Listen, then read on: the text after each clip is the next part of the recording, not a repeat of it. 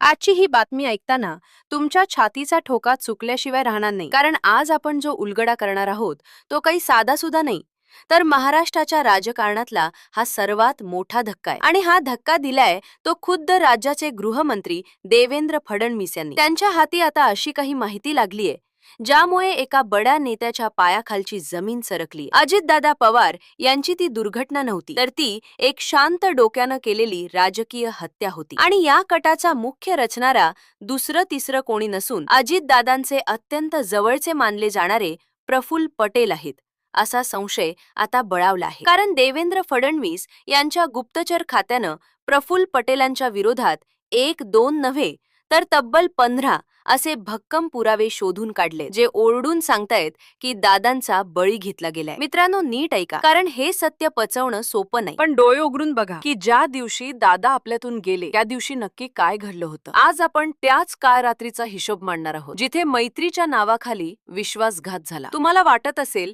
की हे विमान अचानक खाली पडलं, पण तसं नाहीये। कारण या खेळाची सुरुवात झाली होती ती 27 जानेवारीच्या त्या रात्री, जेव्हा दादा मुंबईतून गाडीनं बाहेर पडणार होते। दादांचा ताफा तयार होता आणि गाडी सज्ज होती, पण ऐनवेळी त्यांना थांबवणारा तो निरोप कोणाचा होता याचा विचार करा। कारण तो निरोप देणारा माणूस प्रफुल्ल पटेल होता, ज्यांनी एका खोट्या कागदपत्रांचे कारण पुढे करून दादांना मुंबईत अडकवून ठेवलं आणि त्यांचा सुरक्षित रस्ते प्रवास रद्द करायला भाग पाडलं। प्रफुल्ल पटेलांनी दादांना सांगितलं की दिल्लीवरून एक महत्त्वाची कागदपत्र आली आहेत आणि त्यावर तुमची सही आत्ताच हवी आहे। पण खरी गंमत तर ही आहे की अशी कोणतीही कागदपत्र अस्तित्वातच नव्हती। ती फक्त दादांना त्या मृत्यूच्या विमानात बसवण्यासाठी रचलेली एक चाल होती। हे आता तपासात उघड होत आहे। जर त्या रात्री तो निरोप आला नसता तर आज महाराष्ट्राचा वाघ जिवंत असता। पण विधिमंडळाच्या पायऱ्या झिजवणाऱ्या या जुन्या जाणत्या नेत्याला आपल्याच मित्राचा हा डाव ओळखता आला नाही आणि तिथेच घात झाला। आता पुढे या आणि बघा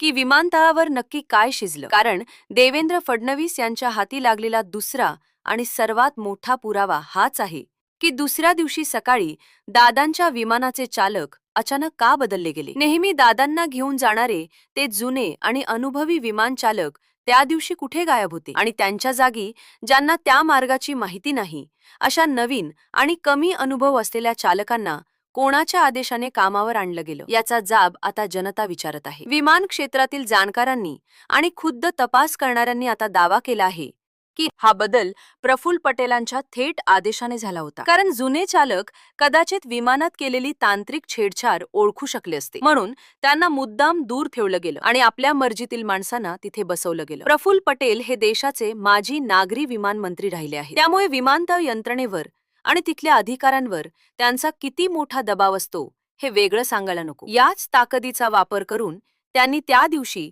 विमानतळावरचा तो खेळ खेळला असावा, असा दाट संशय आता पुराव्यांनिशी व्यक्त होत आहे। देवेंद्र फडणवीस यांनी जेव्हा या प्रकरणाच्या खोलात जाऊन तपास केला तेव्हा त्यांना असे 15 पुरावे सापडले आहेत, ज्यात त्या दिवशीचे संभाषणाचे रेकॉर्डिंग आणि विमानतळावरील कॅमेऱ्यांशी केलेली छेडछाड यांचा समावेश आहे। तुम्हाला ऐकून धक्का बसेल की ज्या दिवशी आणि ज्या वेळी दादा विमानतळावर आले होते नेमकं त्या वेळेला तिथले कॅमेरे बंद पडले होते किंवा बंद पाडले गेले होते, जेणेकरून दादा आणि प्रफुल्ल पटेलांच्या माणसांमध्ये झालेली वादावादी कोणाला दिसू नये। हा काय योगायोग असू शकतो का की बरोबर त्याच दिवशी कॅमेरे खराब होतात? नाही, हा योगायोग नाही, तर हा पुरावा नष्ट करण्याचा एक प्रयत्न होता जो आता अंगाशी आला आहे। ज्या वेगानं देवेंद्र फडणवीस कारवाई करत आहेत ते पाहता प्रफुल्ल पटेल यांना आता कोणत्याही क्षणी अटक होण्याची शक्यता निर्माण झाली आहे। आणि जर त्यांना अटक झाली तर त्यांच्याकडून अशी काही माहिती बाहेर येईल की ज्यामुळे अनेकांचे राजकीय जीवन संपुष्टात येईल। दुर्घटनेनंतर घटनास्थळी काय घडलं हे तर त्याहूनही भयानक आहे, कारण पोलीस आणि प्रशासन पोहोचण्याआधीच